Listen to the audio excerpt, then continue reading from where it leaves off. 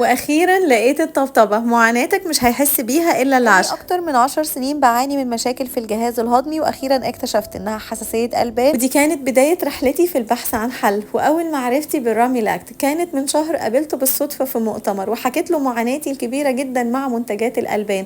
ما أنا مش معقول هعيش حياتي كلها بعاني مع الجهاز الهضمي، وكمان دوخة كبيرة جدا معايا ملازماني طول الوقت، بتخليني مش قادرة أنجز أي حاجة في حياتي. وعلى فكرة الشكوى دي كمان بتجيلي من حالات كتيرة جدا بتتابع معايا، وعشان كده كان لازم نتشخص صح، لأن احنا طول حياتنا كنا بنتشخص على إن احنا مرضى قولون عصبي، ولكن الحقيقة ان احنا مرضى عدم تحمل اللاكتوز. ولو انت مش عارف يعني ايه عدم تحمل اللاكتوز، هو ان اللاكتيز انزيم اللي مسؤول عن هضم اللاكتوز اللي موجود في منتجات الالبان ما بقاش موجود في جسمنا بكمية كافية، ومع مرور الوقت نبتدي نحس بالمشكلة دي. وعشان كده راميدا عملت اول منتج بيحتوي على اللاكتيز انزيم في مصر، وهو الراميلاك. النهارده كان اللانشنج لاول برودكت هيساعدنا ان احنا نتخلص من كل مشاكل الجهاز الهضمي اللي عانينا منها سنين طويلة جدا. دي كانت احلى هدية اتقدمت لي في يوم ميلادي، هو ان انا هقدر اشرب كوبايه الشاي بلبن اللي انا بعشقها جدا من غير ما احس بعدها باي مشاكل. اليوم كان جميل جدا والفايبس فيه كانت رائعه، وقابلت نخبه من افضل الدكاتره في كل المجالات